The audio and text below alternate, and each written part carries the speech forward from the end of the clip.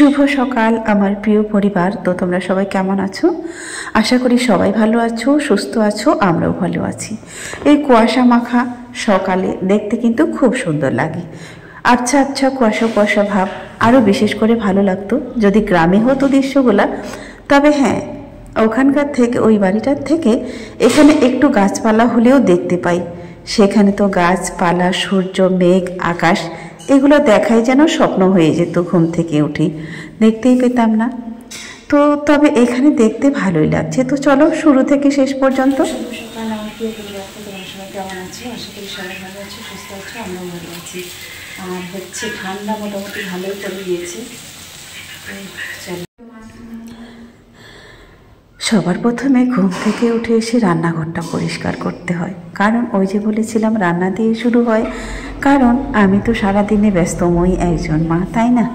সারাদিনে ওদের পিছনে ঘুরঘুর করতে করতেই চলে যায়। আর কি বলবো, বলার কোনো ভাষা পাইনি। কারণ সকালে ঘুম থেকে উঠলাম, ওদের রান্না বান্না, ওদের খাওয়া দাওয়া, ওদেরকে বিদায় করানো, আর একটা ঝামেলা হয়ে গেছে। কি বলো তো, এবারে হচ্ছে স্কুলে পরীক্ষাটা করে দিয়েছে 9টায়। 9টার মধ্যে এখান থেকে যমুনাবালিতে পৌঁছানো কিন্তু খুবই কষ্টকর। একই তো ঠান্ডার মধ্যে বাচ্চাগুলো ঘুম থেকে উঠতে চায় না, জোর জোর করে উঠে। আর এখানে তো খুব তাড়াতাড়ি ঘুমাতেও পারে না। তোমরা দেখেছো আশপাশটা যে রাত্রি 12টা পর্যন্ত, 12:30 পর্যন্ত এখানে কি চলে সেটা তোমাদেরকে বলেই দিয়েছি।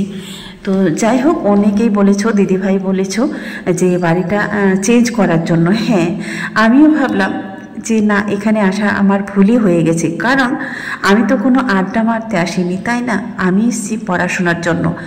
যদি নিরিবিলি জায়গায় একটু যদি বাচ্চাগুলো পড়াশোনাই না করতে পারে, তাহলে এত টাকা দিয়ে বাড়িটা নিয়ে আমার কী লাভ বলো, তাই না? ঠিক বলেছি তো? হ্যাঁ, সবার আগে প্রথমে আমার বাচ্চাগুলোর সেফটি, ওদের পড়াশোনার সেফটি। তো সেটাই যদি না হয় তাহলে কি মস্তি করার জন্য বাড়িটা? কখনোই না।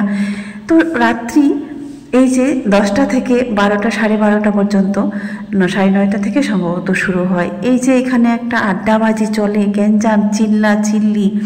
আর ওদের তো কোনো পড়াশোনা নেই। দেখে যেটা বুঝলাম, কোনো বাচ্চাই পড়াশোনা করে না। কোনো গার্জেন এসে এদেরকে বলে না চল পড়তে বসিস, কোনো মাই বলে না। এখানে যে শিশুটা 1 বছরের বয়স, তার মুখের ল্যাঙ্গুয়েজ যদি তোমরা শোনো তাহলে মাথা খারাপ হয়ে যাবে। কিন্তু বন্ধুরা, আমি কখনো কল্পনাই করতে পারিনি যে এখানকার পরিবেশটা এরকম। তো যাই হোক, পরিবেশ এদের কাছে আমাকে চেঞ্জ করতে হবে, আমাকে শুধরাতে হবে, তাই না? তবে এই তো এলাম 3 মাস হলো। এখন আবার দেখাদেখি করতে মোটামুটি সময় লেগে যাবে। শুরু করতে না করতে যদি শেষটা করে দিই তাহলে আবার কেমন করে হয়। বিশেষ করে আমি তো ব্যস্তময়ী একজন মা।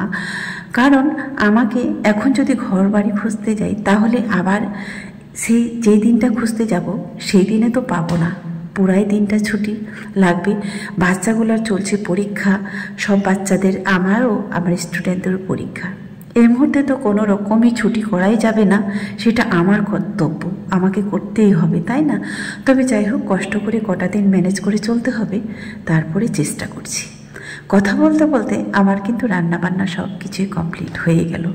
এদিক খেতেও বসে গিয়েছি। খুব গুরুত্বপূর্ণ ছিল এটা আমার তোমাদের কাছ থেকেও জানার আর আমারও বলার। তো যাই হোক, অনেকেই বলেছ তোমার এখানকার পরিবেশটা ভালো না। সত্যি ঠিকই বলেছ। বাচ্চাগুলো এখনও আসেনি। দুপুরবেলা আমি এসেছি খেতে, তো খেতে বসেছি। তো চলো, সকালে মানে ওরকম খেয়ে যাওয়া হয়নি, তাড়াহুড়া করে ওদেরকে বিদায় করে খাইয়ে দাইয়ে আমারও যখন সময় হয়ে যায়, খাওয়ারও আর সময়টা পাই না, তাড়াহুড়া করে চলে যাই। দুপুরে হয়তো ওই যে রান্নার জন্য, নয়তো একটু রেস্ট নেওয়ার জন্য। রেস্ট তো নেওয়া হয় ওই আর কি। তো যাই হোক, সকালে খেয়ে দিয়ে যে বাসন টাসনগুলো রেখে যাওয়া হয় সেগুলো মাঝামাঝি করতে হয়। তারপরে আজকে তো ছিল রবিবার, খুব একটা সেরকম তাড়াহুড়া ছিল না। তো বন্ধুরা, সকাল থেকে তো একবারে ক্যামেরায় আসিনি, কথা বলিনি তোমাদের সঙ্গে। তো চলো, এখন বাজে হচ্ছে 12:30 বাজে, 1টা বাজতে যাচ্ছে আর কি। তো রান্নাবান্না বলতে সবজি কাটা পর্যন্ত তোমাদেরকে দেখালাম, আর রান্নাবান্না বলতে কিছুই দেখায়নি। তো চলো, এখন রান্নাবান্নাটা করছি, কি করলাম তো সেটা তোমাদেরকে দেখাই। আর রান্না বলতে কি হয়েছে দেখাচ্ছি, চলো। তখন কচি লতিগুলা কালকে যে গিয়েছিলাম ঘুরতে, তো সেদিক থেকে কিনে এনেছিলাম। আর শহরের মাঝখানে খুব একটা পাওয়া যায় না, ওই সাইডেই পাওয়া যায় আর কি, গ্রাম সাইডেই পাওয়া যায় ওগুলো। তো কচু বলো, কচু লতি বলো, এগুলো কিন্তু আমার খুব খেতে ভালো লাগে। কালকে রান্নাটা তোমাদেরকে দেখাতে পারিনি, তো কালকে একটু প্রচুর বিজি ছিলাম, তো ভিডিও করা হয়নি। আর ওরাও করে রাখেনি, ওরা অনেক সময় ভিডিও ধারণ করে রাখে, কিন্তু কালকে দেখছি কেউ ভিডিও করেনি। তো আর কি বলবো, কালকে রান্না করেছিলাম হচ্ছে কচু হচ্ছে মাথা দিয়ে, ওই কালো কচুটা খেতে কিন্তু ভীষণ ভালো লাগে। আর একটা লতিও করেছিলাম। তো চলো এবার রান্না কী করেছি আজকে সেটাও দেখিয়ে দিচ্ছি। তো বন্ধুরা, এখানে ছিল 2 দিনের ব্লগ। তো চলো, 2 দিনের ব্লগ যেহেতু এখানে মেশানো আছে, ওই যে বললাম ওদের পরীক্ষা চলছে বাচ্চাগুলার, আমি আর ওই রকমভাবে সারাদিনের ব্লগটা কন্টিনিউ করা হয়নি বন্ধুরা। না ওরাই ক্যামেরা ধরে দিতে পারতে, না আমি পূর্ণ করতে পারি ব্লগটা, কোনো কিছুই হয় না। সকাল সকাল বসে গেছি এখানে সবজি কাটার জন্য। তো চলো রান্না বান্না দিয়ে শুরু করি আবারও আজকের দিনটা। তো শাক নিয়ে এসছি, এটা হয়তো সময় পাবো না, শাকটা রেখে দিব। আর হচ্ছে শুধু একটা সবজি রান্না করব, মাছ আছে, মাছের ঝোল করব আর একটা সবজি দিয়ে করব। তো চলো, আসলে মেদিনীপুর শহরে ঘর তো অনেক আছে, গ্রাম তো অনেক, বাড়ি তো অনেক আছে। সব থেকে বড় সমস্যা হচ্ছে আমাদের মুসলিমদেরকে হিন্দু বাড়িতে ভাড়া দিতেই চায় না। না হলে শহরের তো একটাই বিজনেস, যে ঘর ভাড়া, তাই না? এই বিজনেসটাই তো এখানকার মেইন বিজনেস চলে। শহরে আর কি হয়, সবাই এরকমই করেছে, যার যার জায়গা আছে হয়তো 2টা 3টা 4টা 5টা এরকম বাড়ি করে রেখে দিয়েছে। তারপরে প্রতি মাসে মাসে সেই ভাড়া তুলে তুলেই তাদের চলে যায়। হয়তো একটা মানুষের ধরে নাও 5টা বাড়ি আছে, 5টা বাড়ি যদি প্রতি মাসে মনে করো 5,000 টাকা করেই ভাড়ায় আসে, কমপক্ষে ধরলাম, তাতেও কিন্তু তাদের 25,000 টাকা মাসে উঠে যায়। 5,000 টাকা কোন বাড়িটা পাবে এখন? কোনোটাই না। একটু ভিআইপি করে করলে 10 থেকে 12,000, 15,000, 16,000 পর্যন্ত এক একটা বাড়ির ভাড়া হয়। সেরকম যদি ভিআইপিভাবে হয়, ফ্ল্যাটের মতো করে যদি হয়, এরকম কিন্তু ভাড়া হয়। তো চলো সব মিলিয়ে আজকে একটা করলাম ঘন্ট আর এক মাছের ঝোল, সেটা দিয়েই হয়ে যায়। তবে রাত্রেবেলা আর রান্না করব না, কারণ আজকে রবিবার, 2 দিনের ব্লগ ছিল এখানে। রবিবার যেহেতু দুপুরে রান্নাটা হয়, তখন সন্ধ্যার জন্য আর ভাবতে হয় না, এটা দিয়ে চলে যায়। তো যাই হোক, আজকে তোমাদেরকে ঘরের ব্যাপারটা বললাম যে সমস্যাটা কি। কারণ এখানে যদি বাচ্চাগুলো পড়তে বসে, পিছন থেকে যদি আওয়াজ আসে, তাহলে তো কারোই পড়াশোনায় মন বসবে না।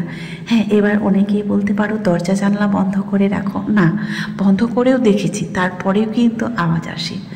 আমি পর্যন্ত যে রুমটায় থাকি সেটাতেও আমি অনেক সময় দরজা বন্ধ করে দেখেছি, না প্রচুর আওয়াজ আসে, যেটা দিয়ে পড়াশোনার প্রচুর ডিস্টার্ব হবে। আমি যখন কাজগুলো করি আমি তো মনস্থির করতে পারি না, এত বিরক্ত লেগে যায়। কেউ হয়তো বল খেলছে, কেউ হয়তো ব্যাডমিন্টন খেলছে, এরকম একটা আওয়াজ আর চিল্লাচিল্লি, যেটাকে বলে বস্তির বাচ্চাগুলো যেমন করে, কারণ এটা তো বস্তি, তাই না?